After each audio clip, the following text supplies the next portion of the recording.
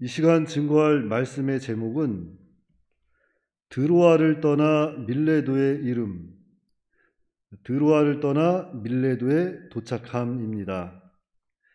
자, 앞에서 바울은 드로아에서 안식 후 첫날 교인들과 함께 예배를 드리고 떡을 떼어 성찬 예식을 거행하고 그런 다음 밤중까지 하나님의 말씀을 강론하였다고 하였습니다.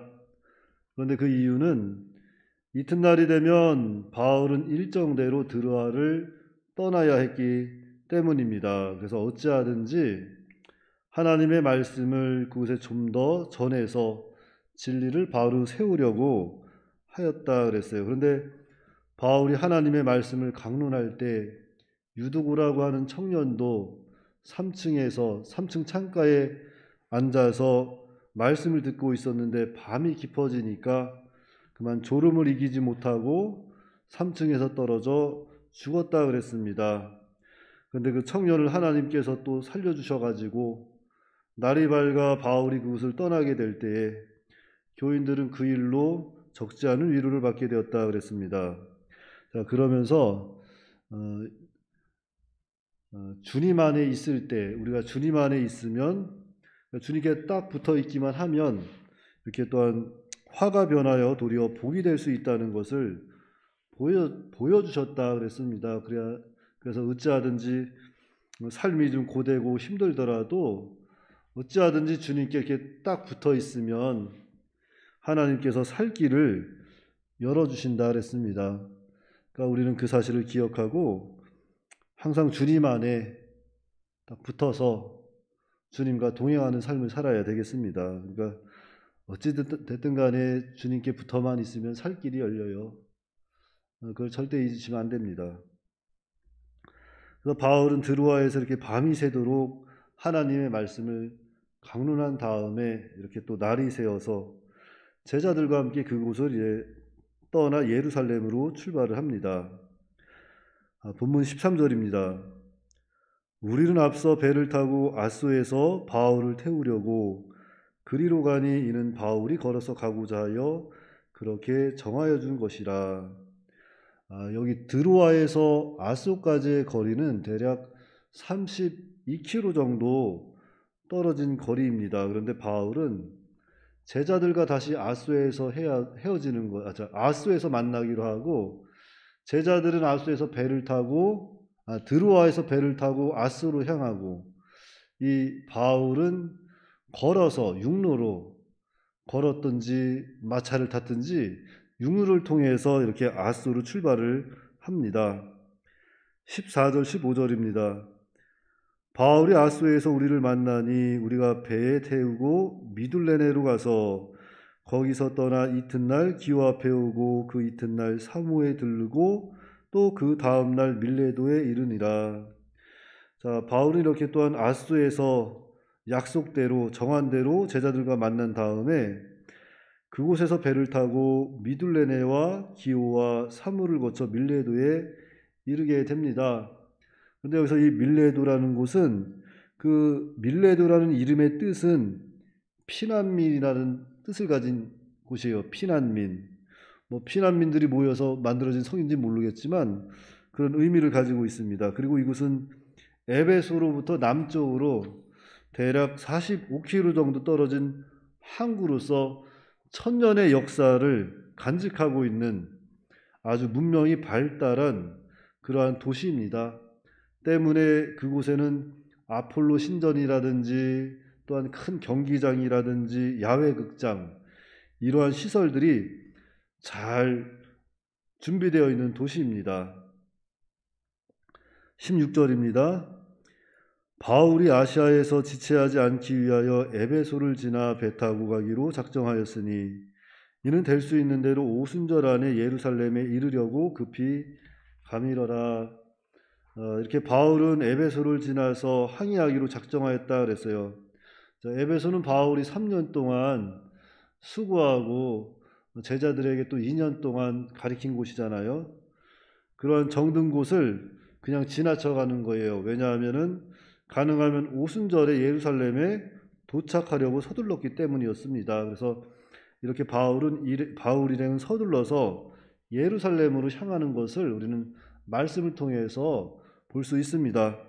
그래서 오늘 말씀을 통해서 우리가 생각해 보아야 할 것은 바울의 제3차 전도 여행, 이 전도 여행의 시작은 소아시아 지역을 돌면서 교회와 제자들의 신앙을 굳게 하는 것이었습니다. 그래서 그때 에베소 교회가 설립이 되고 또 에베소에서 두란노 에베소에 있는 두란노 서원에서 2년 동안 또 성경을 제자들을 따로 세워서 강론하였는데 에베소에 소동이 일어나자 그곳을 떠나 마게도냐 지방으로 갔습니다. 그러면서 아가야 지방, 그러니까 헬라까지 이르러서 이렇게 전도 여행을 계속 이어나가는 거예요. 그러던 중 예루살렘 교회가 기근으로 인해서 어려워진다는 소식을 듣습니다. 예루살렘 교회가 기근으로 인해서 어려워졌다는 소식을 듣게 되니까 마게도냐 교회들이 연보를 모으는 거예요. 사도 바울은 그 연보를 가지고 예루살렘으로 돌아가기로 작정을 합니다. 제가 지난 시간에도 잠깐 얼핏 말씀드렸지만 이 기간에 바울이 쓴 두 서신서가 있는데 하나는 고린도 후서이고 하나는 로마서라고 그랬습니다. 그러니까 바울은 사실 로마에 가기를 아주 소망했던 사람이에요. 그래서 이 바울이 지금 있는 그 마게도냐에서 배를 타고 이 아드리아 해를 건너기만 하면 바로 로마에 도착할 수 있었어요. 그런데 바울은 그렇게 하지 아니했다는 거죠. 그렇게 하지 아니하고 우선적으로 어려움 당하고 있는 예루살렘 교회를 향해서 다시 회양해서 돌아가기로 작정을 하는 겁니다. 그래서 바울은 로마로 가지 못하는 대신에 그때 로마 교회에 편지를 쓰는데 그것이 바로 로마서입니다. 불후의 명저로 불리는 이 로마서를 그때 이렇게 기록을 해서 세상에 남기는 거예요. 자, 이 로마서는 사복음서를 해설하는 해설사라고 합니다. 해설서라고 해요. 그러니까 사복음서가 이렇게 반지의 링이라고 하면 이 로마서는 반지에 붙어 있는 그 다이아몬드와 같은 서신서라고 합니다. 그러니까 이 로마서는 정말로 신약 성경에 있어서 꽃이라고 부를 수 있는 그런 굉장히 중요한 서신이었던 거예요. 그때에 바울이 로마서를 이렇게 기록하게 됩니다. 이것은 정말 하나님의 뜻이고 하나님의 은혜였겠죠. 자, 그래서 바울은 이제 3차 전도 여행을 통해서 자신이 원하는 소원을 이루기보다는 우선은 주어진 사명을 감당할 때 이렇게 예상치 못한 또 다른 하나님의 뜻이 이루어진다는 것을 깨닫게 되는 겁니다. 그래서 오늘 우리도 그와 같은 거예요. 우리가 원하는 소원을 먼저 이루기보다는 먼저는 우리에게 주어진 사명이 무엇인지 잘 깨닫고 그 사명을 잘 감당해 나아가야 한다는 거죠. 자, 우리에게 주어진 사명을 잘 감당할 때 예기치 못한 또 다른 하나님의 뜻이 이루어진다는 것을 우리는 기억해야 할 것입니다. 그래서 우리는 무엇을 하든지 하나님의 나라와 그분의 의를 구하라고 하잖아요. 정말 우리가 살다 보면은 우리가 새벽마다 기도도 하고 하지만 사실은 우리의 소원을 하나님 앞에 다 토로해 놓고 그것을 따라가지 않습니까?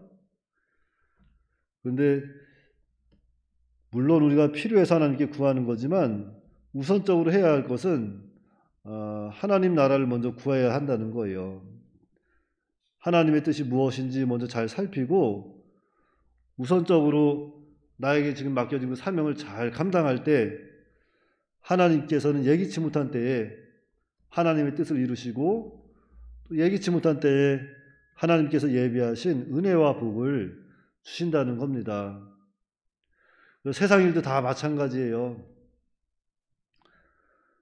예전에 그런 책이 있었습니다. 목적이 이끄는 삶이라는 그런 책이 있었어요. 사실은 목적이 이끄는 삶, 참 글귀는 멋있잖아요. 어떠한 목적을 딱 정해놓고 그것을 추구하고 나아가면은 언젠가는 반드시 이루어진다. 그래서 무슨 우리 또 2002년에 무슨 월드컵 때 꿈은 이루어진다. 참 멋있잖아요. 다 멋있는 문구지만 사실은 목적이 그 사람이 이끌어가는 것도 아니고 꿈은 하나님께서 이루시는 거지 우리가 꿈꾼다고 이루어지는 것은 절대 아니라는 거죠. 그러니까 우선적으로 정말 우리가 하나님의 뜻을 이룬다는 것은 별거 아닙니다. 지금 이 시간 나에게 맡겨진 사명이 무엇인가 그것을 찾고 그것을 먼저 해 나아가면서 또 우리에게 주어진 책임을 잘 감당해 나가는 거예요. 세상에서도. 그리할 때 하나님께서는 예기치 못한 때에 하나님의 뜻을 이루시는 것이고 예기치 못한 때에 하나님께서 예비하신 은혜와 복을 주시는 겁니다. 그러니까 우리는 무엇인가 꿈을 세워놓고 목표를 세워놓고 이렇게 또한 세상 것들 기준을 삼아서 나아가는 것이 아니라 항상 지금 나에게 주어진 사명, 내가 지금 하나님을 위해서 무엇을 기쁘게 할 수 있을까? 하나님이 무엇을 원하시는가? 그것을 찾아서 한 걸음 한 걸음 믿음으로 나아가면 그것이 만들어져서 좋은 결과로 나타나는 겁니다. 그러니까 우리가 제일 먼저 해야 될 게 뭐죠?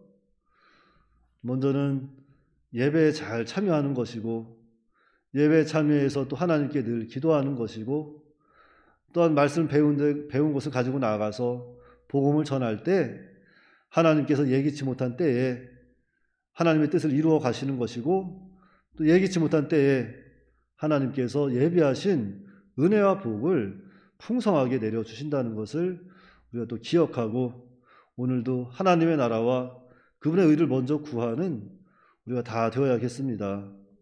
기도하겠습니다. 하나님 아버지 은혜를 감사합니다.